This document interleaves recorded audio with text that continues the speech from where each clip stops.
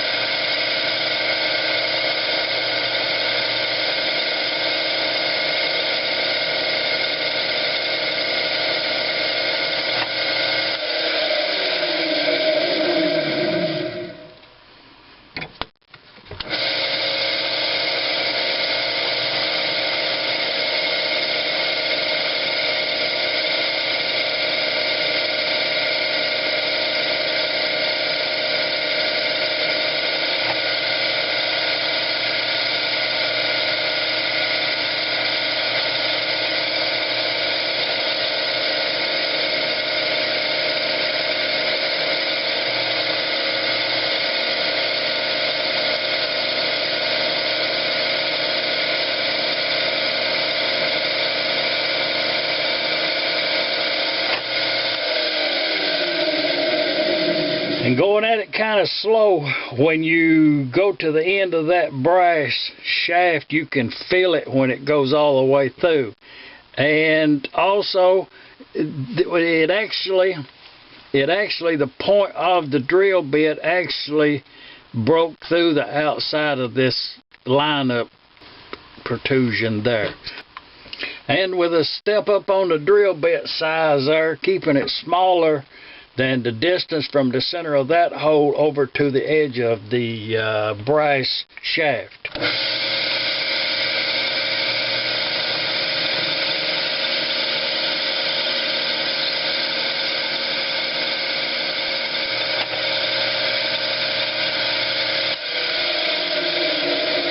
And as you can look down in there, you can actually see that it's not drilling big enough to break through that wall thickness right there.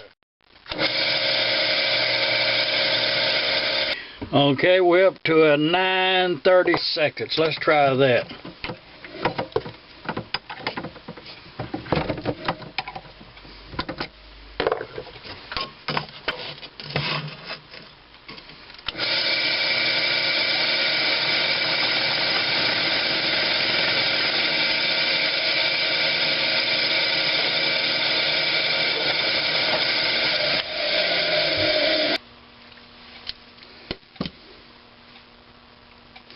The part that we're trying to save is this right here.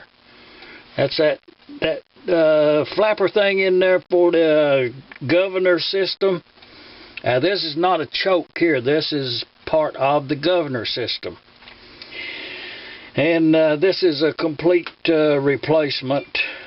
And what that does, if you look down in yonder, you can maybe, no, I doubt it, but anyway, that closes, opens and closes.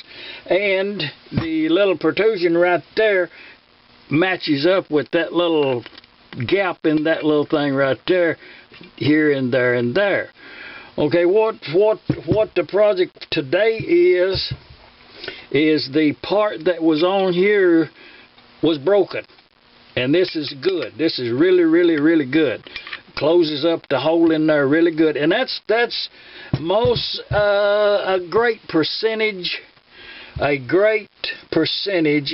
the problems with these M-type engines, the way that they're configured here, is this hole right here gets rusted, especially one junkyard relic.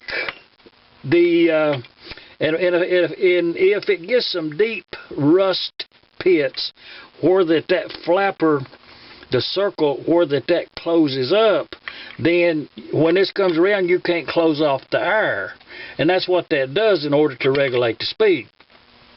It's the way that works. When that closes, it shuts the air supply off. Now, if this shaft is worn out right here, it also is the same thing. If you close that, it still can get enough air in and around that to keep the engine running, even though it does shut off the part up here. It just makes regulations erratic at best.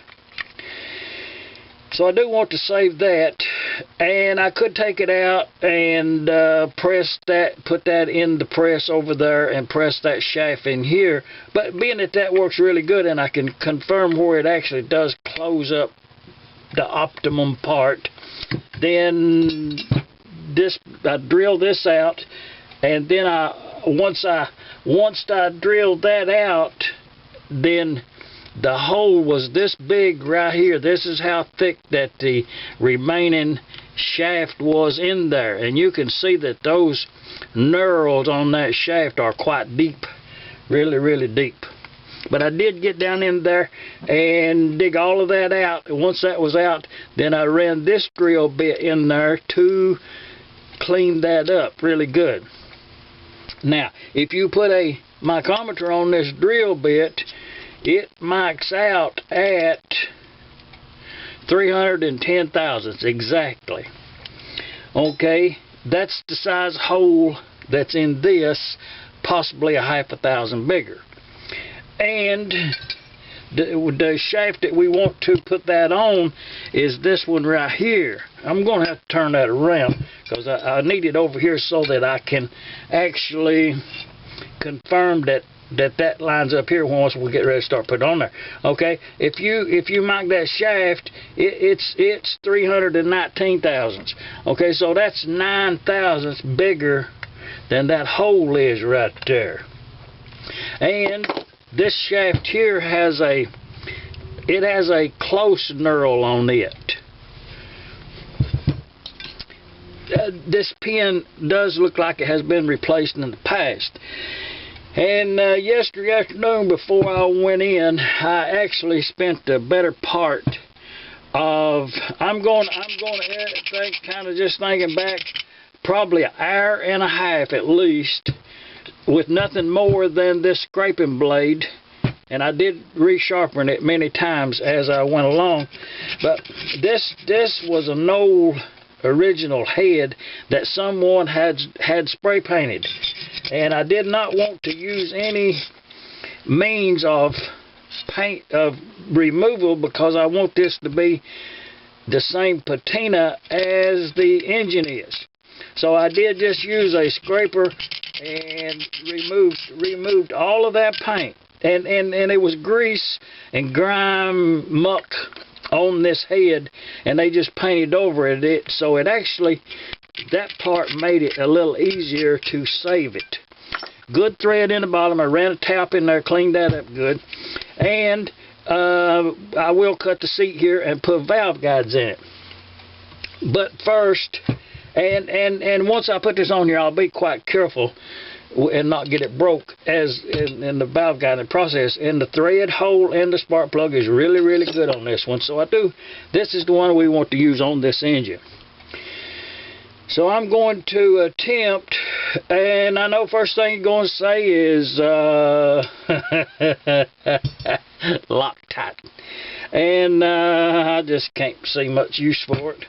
So I do have some, but I'm going to put that over there where it closes up. Right there, where it closes up. Now, laying this down, the finger in that hole right there, and this thing right here, I'm going to put it on here, and what I'm doing is looking straight down on it. And now, if this is a loose fit, about halfway down, then I'll remove it and put some Loctite on it. But if it's a tight fit, then none will be needed, but I may pin it. and I do prefer a pin myself. Okay, now I'm looking straight down on it, and this little ear should fit on top of that little pin right there, and we'll put the spring on it later. So let's okay, I believe right there. Let's see. Okay, now that would bottom out right there. So if we can get that to go straight down on there, it would work.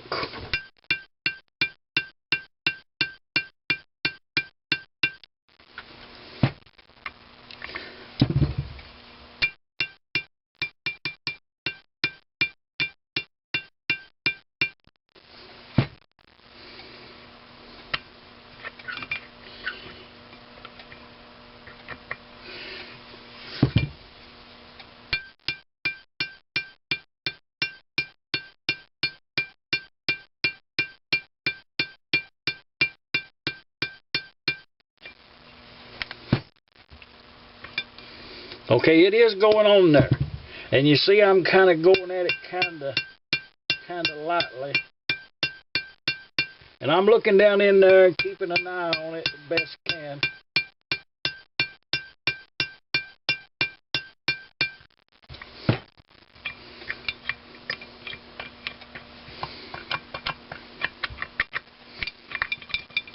And I don't want to cut that.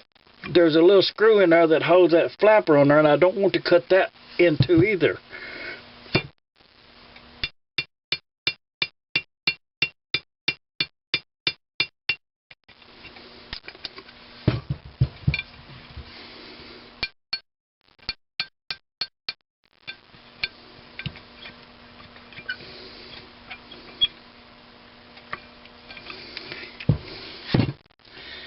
And I'm not sure that I'm comfortable with that. So, bigger hammer.